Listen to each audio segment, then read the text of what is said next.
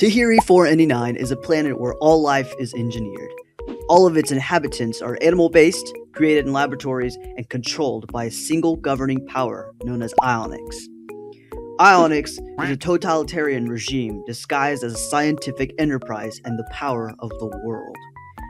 Ionics was founded by a celestial, a godlike being, named Orthos. He is one of the 2 living celestials left from the original 12. Those 12 celestials were created by Ranae, the god who shaped Tehiri itself. And that's who we're starting with today. This is the official character sheet redesign for Ranae, the beginning of everything. Wow, I left out some serious lore in there, but if I were to throw it at you all at once, it would not make any sense. I have everything on a note-taking app known as Obsidian, and there's a lot of information, let me tell you, and there's also a bunch that I have not put on there yet. But anyway, we're starting with Ranae's character redesign. I wanted to start with his design first, because he is the start of it all, first off. Second off, I knew his character sheet was not going to change that much. I am happy with his design as is. I made a mood board on Pinterest. I already have a folder for Tehiri and all its characters, and I will, if I see something, I will put it in their respective folder. So I grabbed everything, grabbed some old sketches of him. You'll watch me mess around with his horns because I wanted to change his horns to be at the front of his head instead of the side. And then you'll see me later on change that again and make them back to the side of his head because it did not work out. You'll also see me mess with his hair a lot because in the original image he's got like sort of bangs on the front of his face, but I didn't want that covering his face, especially for the side profile. I wanted his side profile to be very unshielded. I don't know the right word for that. I also included a few character expressions which I ended up taking out very, very last minute. So I wasted a bunch of time on that for no reason. By the way, this entire thing took me about 5.5 hours or so. I still have those character expressions if I want them. I just felt like they took away too much and it just wasn't right to put it on there. Ranae is a god. He is the god of everything. He created the 12 celestials. One of those celestials is Orthos, mentioned at the beginning. And he is known as God of the people. He created Ionics, which creates all life on Tehiri. So Ranae is the god of everything, god of the universe, god of the planet, and Orthos is god of the people. Orthos lives on Tehiri. Unlike Orthos, Ranae is not on Tehiri. You can only reach Ranae through a realm known as Hevis. The realm was created by one of the 12 celestials, named Mera.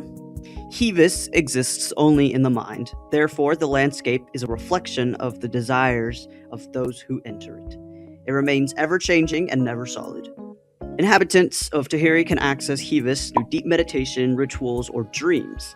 Individuals can enter Hevis to seek guidance, wisdom, or simply communicate with their creator, Ranae. I end up putting text on here using Photoshop, and I put, though omnipotent, Ranae's morals are unanchored and unbound by any higher code. He seldom engages in interpersonal relationships. This remains true even with the Celestials, whom he created for companionship. To Ranae, Tehiri itself holds little meaning. The planet's fate bears no consequence to him. What I left out is, yet, those who earn his favor glimpse at a different side. When befriended, Ranae's true light shines, and people tend to feel less under a god and more alongside a mortal.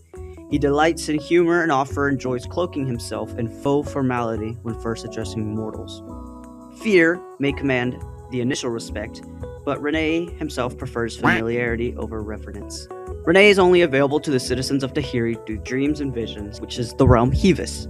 To reach the planet's creator, citizens attempt prayers, offerings, or sacrifices of great personal value, though the truth is far more elusive.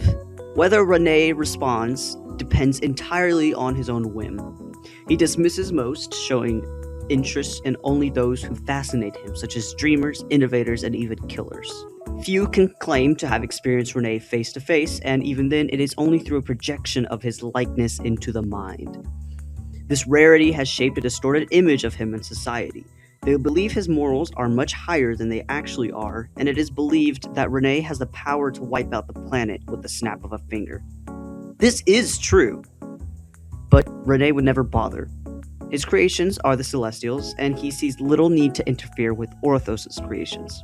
Now you see why it would have been a little bit confusing to include his little expression sheets, which seem very joyful. He is a complex character, and on the surface, he is very feared, and he is respected as a god. So I figured at the very, very end, whenever I was adding the text, I think upon first impression, that's what I want people to think that he is very powerful and all this other stuff, which, again, he is.